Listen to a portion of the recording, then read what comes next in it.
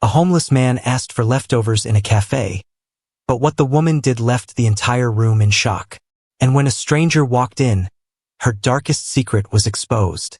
You will not believe how this story ends. The café smelled of roasted coffee and warm bread. People chatted, their voices blending into a soft murmur. Outside, the rain tapped against the glass like restless fingers. A homeless man stood at the entrance, his clothes damp, his eyes heavy with hunger. He stepped forward, his voice low but clear. "May I have your leftovers?" he asked, staring at the half-eaten plate on the woman's table. The room froze.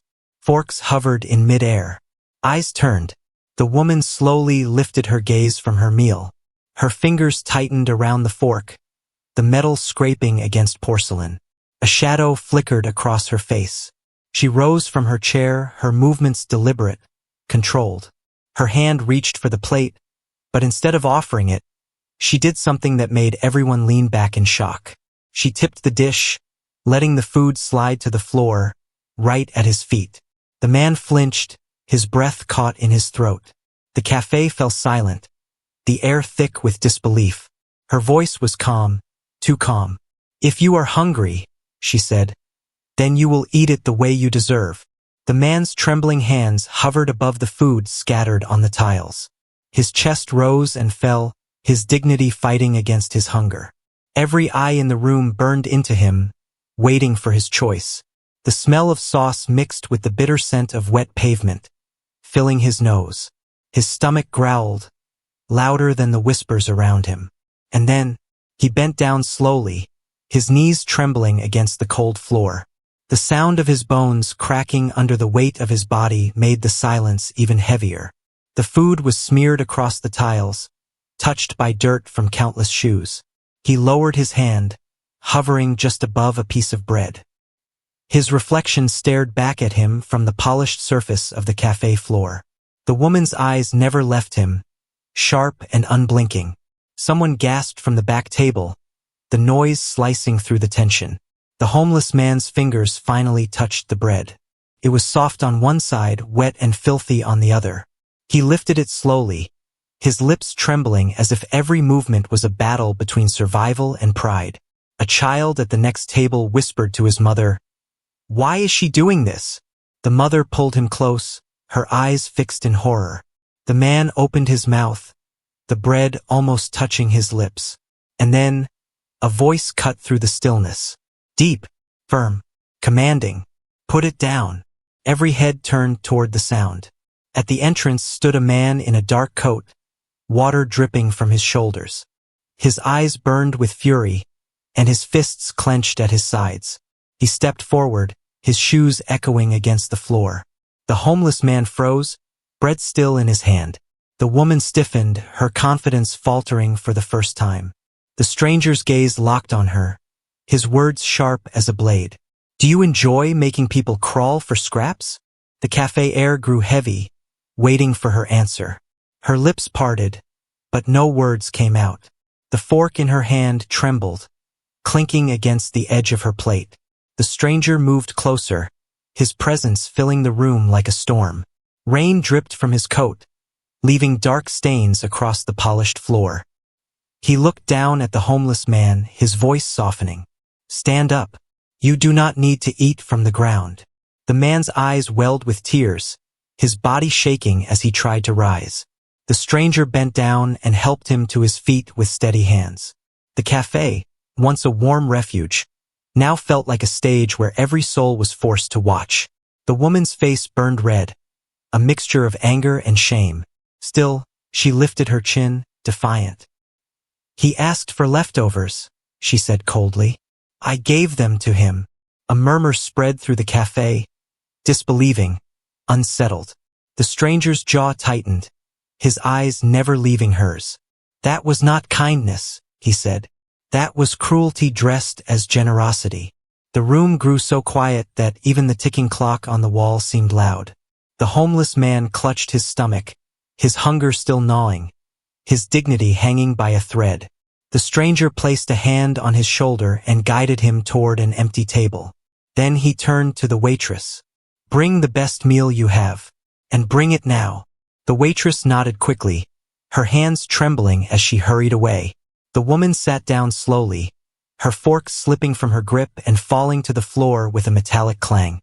All eyes were on her, but for the first time she looked small, powerless, exposed. The stranger leaned closer, his voice low enough that only she could hear. "Someday," he said, "you will know what it feels like to beg." Her breath caught, her heart pounding against her ribs. And in that moment, she realized, someone in this room already knew her secret. Her pupils widened, her skin drained of color. She scanned the cafe, her gaze darting from face to face. Every stranger now looked like an enemy, every whisper like a threat. The fork on the floor gleamed under the dim light, a cruel reminder of her own collapse. The homeless man sat at the table, shoulders hunched, waiting silently for the meal promised to him. The stranger stood tall beside him, his presence unshakable.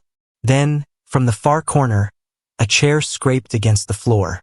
A woman rose slowly, her eyes fixed on the cruel diner with icy certainty. Her voice was steady, clear, yet laced with quiet rage. "I know you," she said. The cruel diner's breath faltered. Her hands gripped the edge of the table, knuckles white. "No," she whispered, almost choking on the word. But the other woman's gaze did not waver. "You may play proud here," she continued, "but I remember the night you came to me, begging for bread." A collective gasp swept across the cafe. The cruel diner froze, her world unraveling in a single heartbeat. Whispers rose again, heavier, sharper, cutting into the silence. The stranger's eyes narrowed, waiting. The homeless man looked up from the table, tears shining in his hollow eyes. And for the first time, the cruel diner felt the heat of shame not from others, but from the truth she had tried so hard to bury. Her chest heaved, each breath shallow and jagged.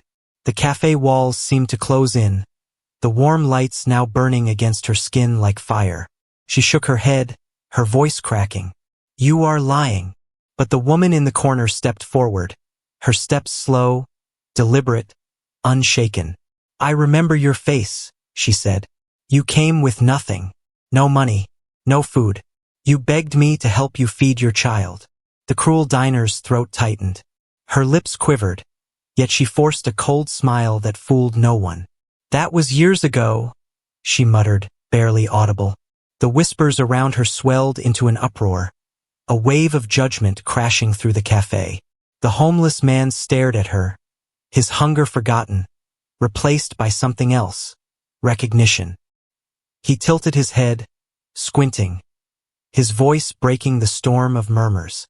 "I know you too," he said slowly.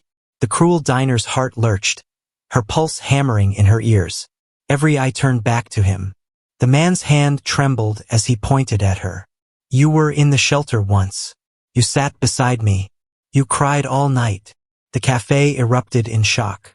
The cruel diner staggered back, her chair toppling over with a crash. Her face twisted, caught between rage and despair. The stranger in the dark coat stepped forward again, his voice low but searing. "So you knew hunger, you knew shame, and still you chose to inflict it on another." Her knees buckled, the weight of his words pressing her down harder than any hand could. And in the silence that followed, the truth stood naked. She was not the powerful woman she pretended to be. She was the very thing she despised. Her hands clutched the edge of the table as if it could hold her upright. But the table did not steady her. Nothing could. Her mask had cracked, and every piece of it lay scattered in the eyes of those watching. The homeless man lowered his gaze, his voice trembling but steady. "When I asked for leftovers, I did not ask for humiliation. I only asked for a chance to feel human." His words cut deeper than any shout, and the cafe grew so silent that the rain outside sounded like thunder. The woman in the corner folded her arms, her stare unyielding. "Do you remember how it felt?" she asked coldly. "Do you remember the way hunger breaks you? The way silence swallows your pride?" The cruel diner's lips parted, but no words came. Her throat felt dry, her body shaking as fragments of memory forced their way back. Cold nights, empty cupboards, A child's voice whispering, "Mama, I am hungry." The stranger in the dark coat leaned closer, his shadow falling over her like a warning. Every choice you made tonight revealed the person you have become. Not desperate, not broken, but cruel. Her legs gave out, and she sank to the floor, her once polished image crumbling into dust. Nobody rushed to her side. No hand reached out to lift her. And as the waitress placed a steaming plate of food before the homeless man, the cafe broke into quiet applause. Not for her. For him. For dignity. For truth. The cruel diner buried her face in her hands, but the sound of clapping only grew louder, echoing like a verdict she could never escape. The applause faded, leaving behind a silence that felt heavier than noise. The homeless man straightened in his chair, his hands trembling as he wrapped them around the warm plate. Steam rose, carrying with it the scent of real food, a scent that softened his eyes with gratitude. He whispered, almost to himself, "Thank you."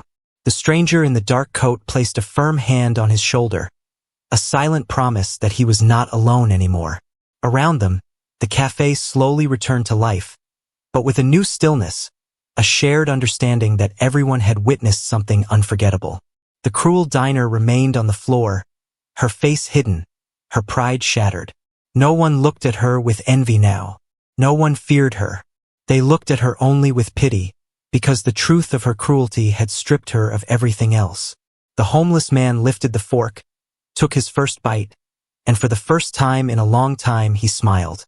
And in that small smile, fragile but real, the room felt lighter, because kindness had won and cruelty had lost. That night, everyone left the cafe carrying not just the memory of a meal, but the lesson that dignity should never be taken from another soul. And the cruel diner was left alone with the echo of her own choices.